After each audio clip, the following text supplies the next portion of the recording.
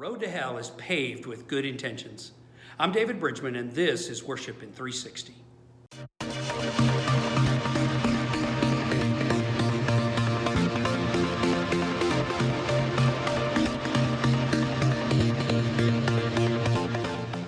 I'm teaching a series of messages called Lose It for Life. You know, losing those weights that hold us back relationally and spiritually. Won't you consider coming on Sunday morning and catch the full message? Today we come to losing the weight of laziness or sloth. There's a battle going on for our mind and our soul and our body. Think of it as good versus evil, God versus the devil. There are two primary tactics used by the evil one, the devil, to derail us from life. One is to convince you to do nothing. It is not your job. And even if you see a need, somebody else will take care of it. The second tactic is to convince you to be busy, busy, busy. You know, you're on the do-do trail. We become experts at filling our lives with activities. Oh, one day I'll slow down and have a little bit more time. I have with me my three-toed sloth friend.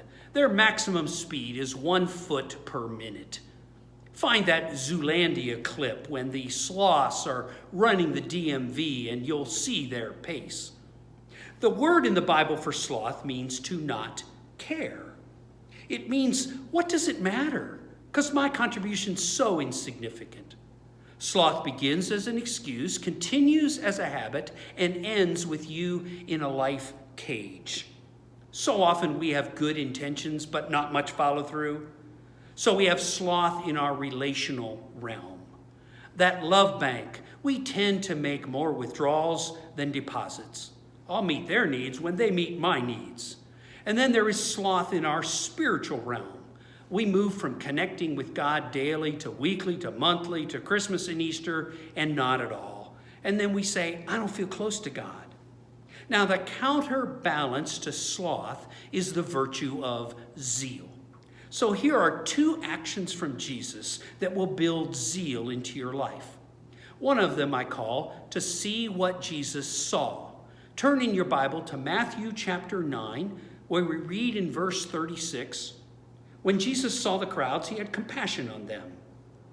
When I see someone or something that stirs my heart, I go after it with zeal. I grab a hold of it and won't let go. It's what we're doing with our upward sports here at Jerome. We're building into kiddos who are playing ball and cheering, skills and character traits and how to be a follower of Jesus. Won't you consider being a volunteer? Because we could use your help. Friends, this really matters. And then I want you to really see the people that God has placed in your life. Be careful about breaking the spirit of your kids and your spouse and your friends. Some of you have the gift of encouraging others, so do it. Some of you have the gift of kindness, so do it. And all of us, don't just pretend to love others, really love them. Now here's a second action step from Jesus that'll build zeal into your life. I call it do what Jesus did. Matthew chapter 9, verse 38, we read Jesus saying, so pray to the Lord who is in charge of the harvest and ask God to send more workers into his fields. Some of you have the gift of serving others, so do it. Some of you have the gift of giving, so do it. And all of us, don't grow weary in doing good.